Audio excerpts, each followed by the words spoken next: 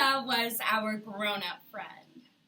The one who looked after us when we went out, and she let us use her place to smoke weed and hang out with boys. But we wanted her ruined, helpless, and destroyed. Because Sylvia always had money for another pizza, another beer, another 10 grams. Just how was it possible? And Sylvia always knew more. Like if one of us had discovered Frida Kahlo, Sylvia already visited her place in Mexico. If one of us had tried a new drug, Sylvia had already overdosed on the same substance. And Sylvia always lied. Like she said her sister was a model, but we saw that runty skank and we knew damn well she would never dream of walking a runway. But most of all, we hated Sylvia because Diego liked her. He was paying attention to us before Sylvia started chatting him up. And Sylvia kept him spellbound.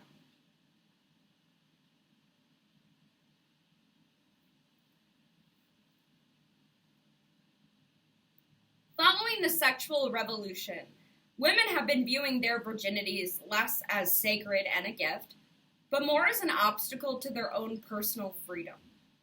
In her research in the Journal of Sex and Gender, psychologist Deborah L. Tolman revealed that older girls in high school often struggled with doing desire and found their sexual feelings confusing and frustrating. In the pressure cooker of high school clique culture, even the closest friendships can warp into lurid competition for sexual attention. In her flash fiction, author Mariana Enriquez uses symbols like quarries, magic, and literal bitches to explain the toxic aggression that comes with sexual adolescence. Our Lady of the Quarry by Mariana Enriquez. Sylvia was the one who came up with quarry pools that summer. Apparently, nobody ever went swimming in quarries because they were too deep and dangerous. Sylvia chose the Virgin's Pool, which was the deepest and most dangerous of all. But it wasn't the waters that kept people away. It was the owner. It was said when he saw trespassers, he would drive up behind a hill and start shooting and then release his rabid dogs. We didn't even want to go. But we had to say yes because we knew Sylvia would ask Diego and we couldn't have the two of them alone. Naturally, we went every Saturday that June. We always looked out for rabid dogs, but we never even heard a distant bark.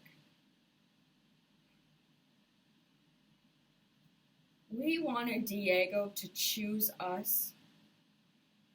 We wanted to fuck him, one right after the other, to run half naked under the trespassers' rain of bullets and go straight to the highway.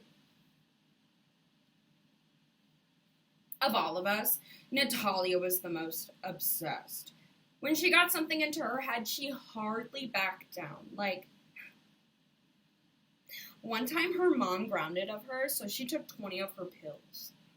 She got ungrounded, but she had to see a psychologist. But Diego, she wanted to drive him crazy. But she looked at him like she would look at any old plant. Like a ficus, for example. Now that, Natalia could not believe.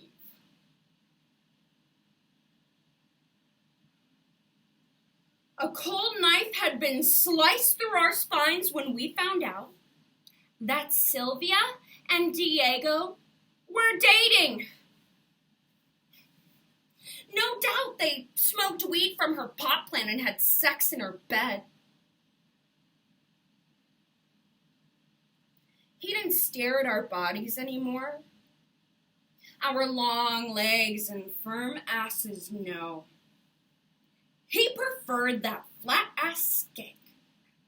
Natalia knew that if any other guy would have seen her, he would literally kill himself jacking off. But not Diego. We all agreed it was incomprehensible.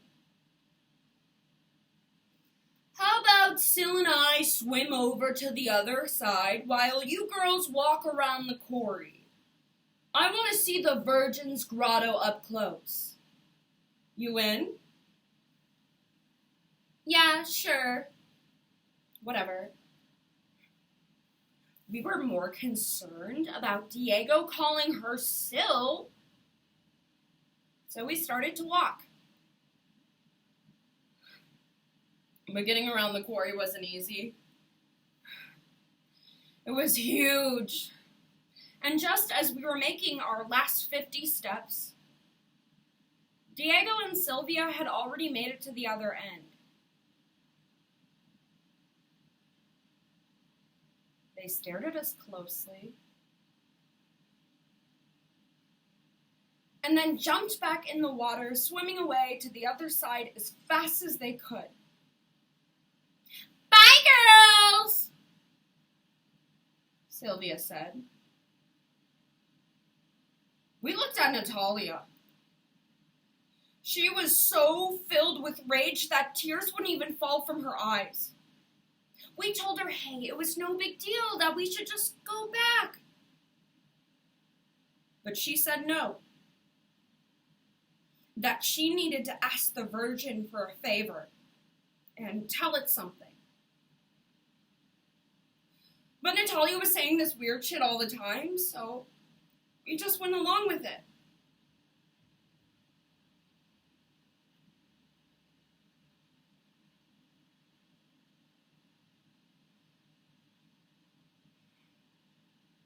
That's when we heard the first growl.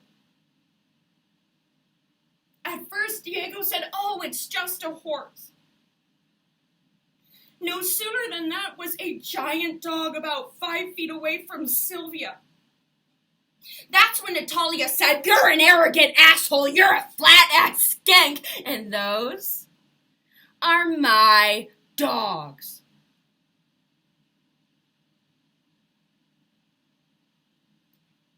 But Diego didn't even hear her. He was too busy protecting his precious Sylvia. And then 2 more dogs came down the hill where the owner never did show up. And they started howling so loud with hunger or with thirst, we didn't know. What we did know is the dogs didn't even look at us. Like it was just Sylvia and Diego.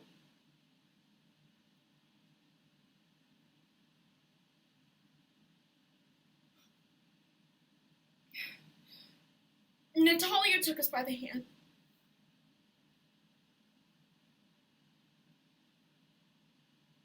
If we thought about getting help, we didn't mention that. If we thought about going back, we didn't say that either.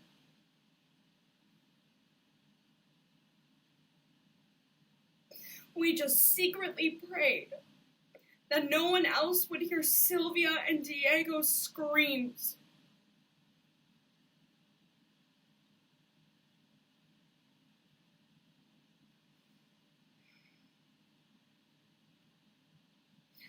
Sometimes, because we're so pretty and young, people will offer to take us to the city for free. But the bus came, and we got on.